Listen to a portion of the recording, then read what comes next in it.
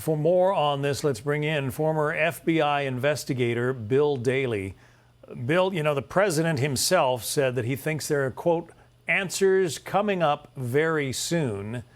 The president of the United States wouldn't be saying that if he didn't think that they were close to figuring out what's going on here. Would you agree?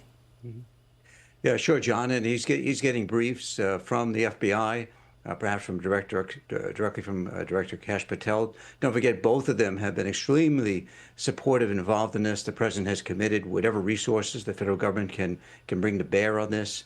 The FBI Director Kash Patel has surged resources from all aspects of the FBI, including the CIRG team, the Critical Incident Response Group team, who I'm familiar with more so from the private sector.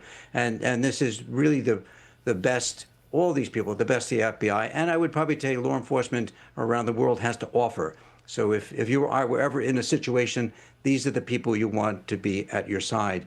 However, this case is unfolding in a number of different directions. Certainly, this whole aspect of a demand letter, and now perhaps a second one that may or may not have come from the same individuals, is something that certainly they need to be focused on, because I would probably say in this kind of business is that, a ransom demand is good news. It sounds very, very kind of, stark and very kind of, dramatic, but it is in fact the way that perhaps cases like this do get resolved. So if they can open up those channels, if they can continue to communicate, establish some proof of life, then at least perhaps there's a pathway forward. The other things they're looking at are going to be all these other things that Jonathan just mentioned, whether it's circling out from the immediate area around the home, around the daughter's home, and looking at all types of businesses who may have some video, may have something to share with regard to what they've seen, what they observed, especially, as I think you mentioned earlier,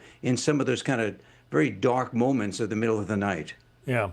The Pima County Sheriff's Office has taken a lot of heat, frankly, in this investigation. And the sheriff himself says if he had it to do over again, there might be some things he would do differently. Listen. There's, again, Monday morning quarterback, absolutely. I probably could have held off on that. We knew that the FBI, we've worked with them before in a lot of cases, and we felt like they could be of help in this, with particularly the forensic analysis we use in a number of things.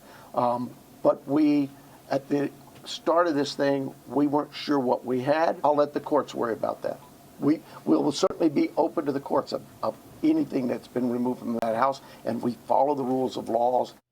And you have to be sympathetic to him, at least I do. I mean, you have to think that in the early going, they find out about an 84-year-old woman who's missing from her house. I'm guessing that at least in the opening hours, they didn't even know that she has a famous nationally televised daughter.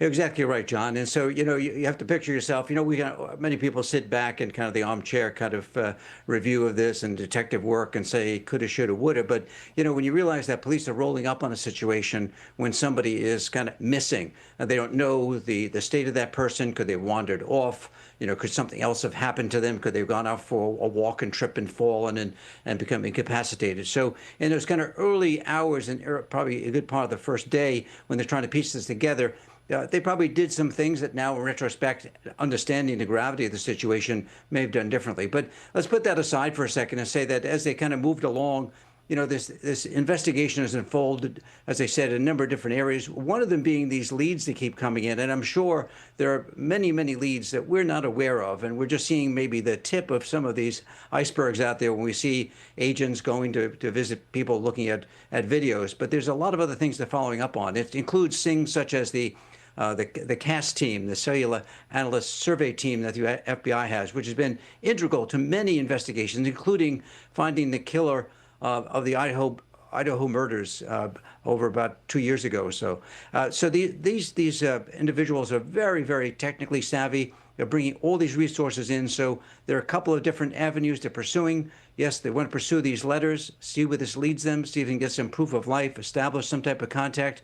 But it's also looking at all the other aspects of this investigation and seeing where it may lead to and who it may lead to. There were at least 4 floodlights mounted on the house. 2 of them appear to be intact. 2 of them on the back of the house appear to be damaged or, destroyed. At least one of those on the back of the house, we understand, has been taken away for analysis. So that would suggest to me that authorities think there's some reason to believe that the damage was intentionally inflicted. Would you agree? I certainly have that same feeling, especially given the fact that we also believe is that the front doorbell, I think it was a Ring camera, or it was a video type camera that unfortunately did not have a ongoing subscription to capture the images in the cloud. That was removed from outside the door. So, that type of kind of a vandalism, if that would, you kind of be covering their tracks, has occurred. So it wouldn't be surprising to me that other things around the home, which may have, literally shed light on who was walking around in the middle of the night, may have been damaged or destroyed in the process of someone trying to cover their trail.